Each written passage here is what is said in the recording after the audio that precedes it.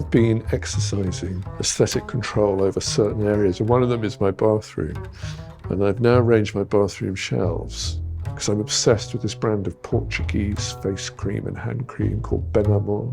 But I put them in eunomies that are made fill eunomies because I've got a few of those now. And I used to sort of, kind of treat them slightly these sort of sacred objects that you put in the thing, and actually they are for use, I think. I don't know if Phil would approve of me putting my shaving stuff in one of his eunomies, but I do, and it means I use them every day, and it means I see them every day and I handle them every day, and I like that.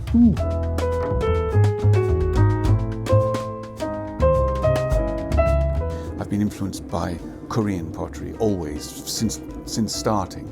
Certain Japanese pottery, late medieval German salt glaze, 17th and 18th century English slipware, American settler pots that were made all up the east coast of America from North Carolina right up into New York. Mostly pots made by German and Dutch immigrants. So there was a huge connection between what they were making because they'd made it first of all in Europe. All of those influences fed their way into what I was trying to do. In pottery, every stage there's something that can go wrong, and we as potters, we have to know an awful lot. We have to know how to make glazes, we have to have an understanding of basic geology, we have to know about fire and draft and pyromania and all of these things that go towards making up a potter, and it is a lot of work, and it's a lot of knowledge that you have to kind of to gather together.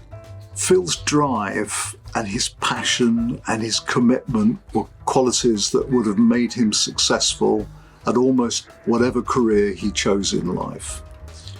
He was a self-taught potter, and fresh challenges would never unnerve him.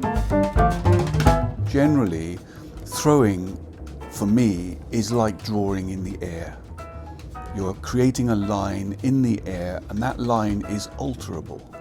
You can change it. That's the nice thing about clay, because it's soft and you can change it immediately. I could never become a metal worker or a woodworker because you have to really put some effort into changing anything, and it's not immediate.